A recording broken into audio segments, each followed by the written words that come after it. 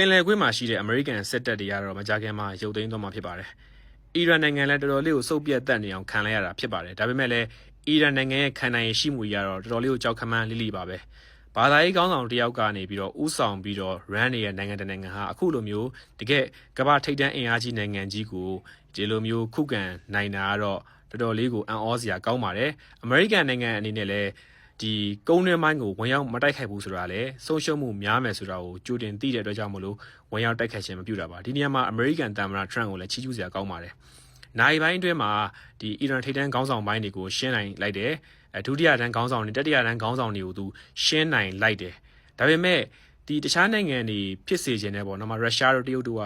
အီရန်စစ်ပွဲမှာအမေရိကန်ကိုစစ်ပန်းသွားစေခြင်းနဲ့အကယ်၍သာအီရန်အမေရိကန်စစ်ပွဲမှာအမေရိကန်သာစစ်ပန်းသွားမယ်ဆိုလို့ရှိရင်ကမ္ဘာပါဝါချိန်ဝင်ရလဲတော်တော်ပြောင်းလဲသွားမှာဖြစ်ပါတယ်ဒီပင်လယ်ကွေ့နိုင်ငံတွေကတော်တော်လေးကိုထိခိုက်သွားတာဘာကြောင့်လဲဆိုတော့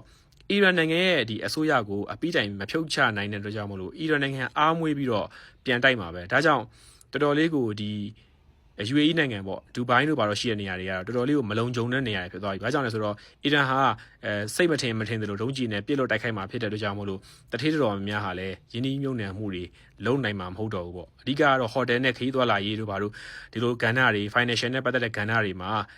ဒီပင်လယ်ကွေ့နိုင်ငံတွေမှာလုပ်ဖို့ကတော့ခက်သွားလိမ့်မယ်။ဒါပေမဲ့လည်းစီနဲ့ပတ်သက်တဲ့လုပ်ငန်းတွေကတော့ကမ္ဘာပေါ်မှာစီကတော့ဒါရွှေမဲပဲလေ။ဒါကြတော့မကြခင်မှာပဲဒါစီနဲ့ပတ်သက်တဲ့လုပ်ငန်းတွေကတော့ပြန်ကောင်းထောင်လာမှာပေါ့အဲ့တော့အရှိလည်းပဲကတော့ချမ်းသာမြေချမ်းသာနေမယ်ဒါပေမဲ့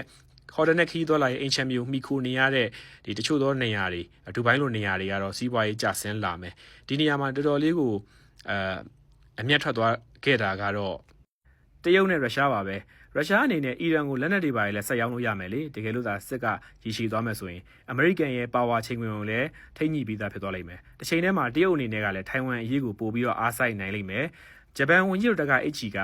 အမေရိကန်သမ္မတဒေါ်နယ်ထရန့်နဲ့တွားတွေ့ပြီးတော့တော်တော်လေးကိုရင်းနှီးချစ်ခင်ဖြစ်နေတဲ့အချိန်မျိုးမှာပဲဒီတိုကျိုမှာရှိတဲ့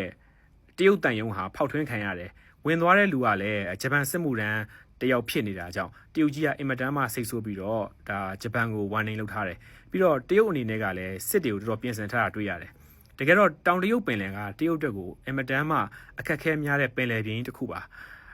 ဒီတောင်ကိုရီးယားမှာလည်းအမေရိကန်စစ်စခန်းရှိတယ်ဂျပန်မှာလည်းအမေရိကန်စစ်စခန်းရှိတယ်ပြီးတော့ထိုင်ဝမ်ရဲ့ရေပြင်နောက်တစ်ခုကဒီဖိလစ်ပိုင်ရေပြင်ပြီးတော့ဒီတောင်တရုတ်ပင်လယ်မှာနေမြေအငင်းပွားမှုတွေကြားထဲကနေပြီးတော့တရုတ်ရဲ့ကုန်သင်းမောတွေဟာဖျက်တိုင်းရတဲ့အတွက်ကြောင့်မို့လို့အမတန်မှအခက်အခဲများပါတယ်ဒီအခက်အခဲကိုဖြေရှင်းနိုင်ဖို့နောက်ထပ်ဂယ်ပေါက်အသက်ရှူပေါက်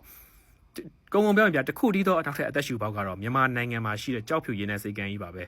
ရေနံတော်တော်များကိုဒီကနေပြီးတော့ပိုက်လိုင်းနဲ့တင်ပို့နေတာတော်တော်ကြာခဲ့ပါပြီဦးတန်းရွှေလက်ထက်ခရေရပါပဲနောက်ပြီးကြောက်ဖြူရင်းနဲ့စိတ်ကန်းကနေပြီးတော့ကူမင်းထီကိုတွက်တန်းမဲ့ကြောက်ဖြူကူမင်းရထားလမ်းစီမံကိန်းကိုလည်းလက်ရှိတက်လာမဲ့ဒီအစိုးရလက်ထက်မှာမြန်မာအစိုးရလက်ထက်မှာအကောင့်ထဲပေါ်ပါလိမ့်မယ်